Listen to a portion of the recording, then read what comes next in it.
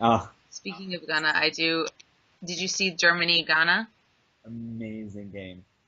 Um, They pulled out all the stops. I am eating everything that I said about it not being. I mean, obviously, it's not going to be the year for Ghana simply for points, but like that was an amazing game. I was like, why didn't they play like that against the U.S.? Well, I mean, luckily for you, they didn't play that way against the U.S., or they would have kicked your ass. and this is where the U.S. comparison Ghana. doesn't. Um, This is where the comparison doesn't work insofar as what people seem to miss about Germany's defense. They're very slow-footed. The U.S. defense, not as skilled, but definitely more athletic. mhm. And we suffer Ghana's pace that much precisely because our guys were a bit faster than Germany's defense. Germany's defense suffered because they're so slow. They're actually very slow. If you can run, and mind you, this involves getting possession and actually being able to counter. But if you can run at Germany's defense, they're actually not going to be able to stop you. And athletic teams like Ghana will hurt them. It's just what happened. Like if you the game against Portugal, for example, Uruguay is like 47 years old and he doesn't score anyway.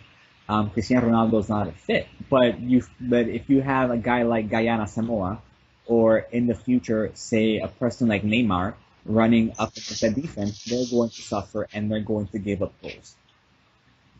And that's what happened against Ghana.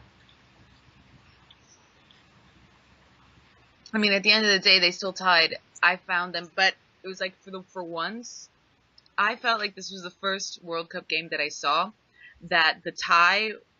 It was like there deserved to be a tie, like as in like this was like a perfectly equally matched game. Didn't feel like throughout while watching it, I felt like their relative strengths and weaknesses kind of complemented each other. I didn't feel like there was one that outplayed the other significantly.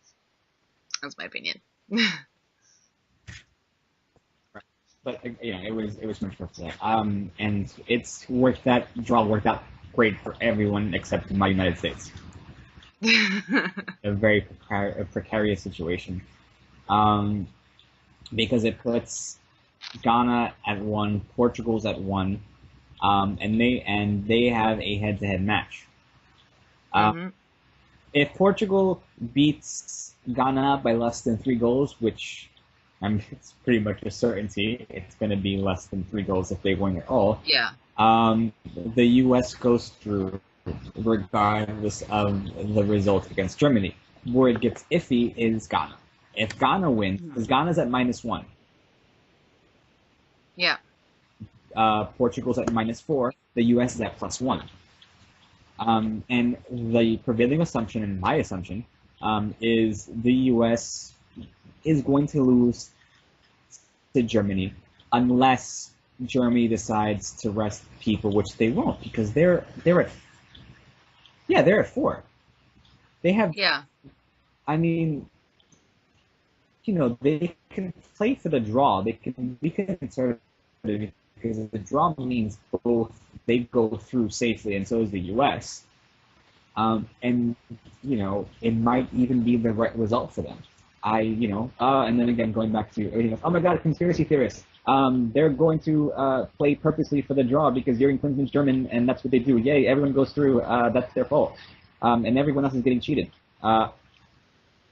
Listen, We'll see what happens. if you want, no, but more importantly, if you didn't want to be in this position, then one of those teams should have beaten the U.S.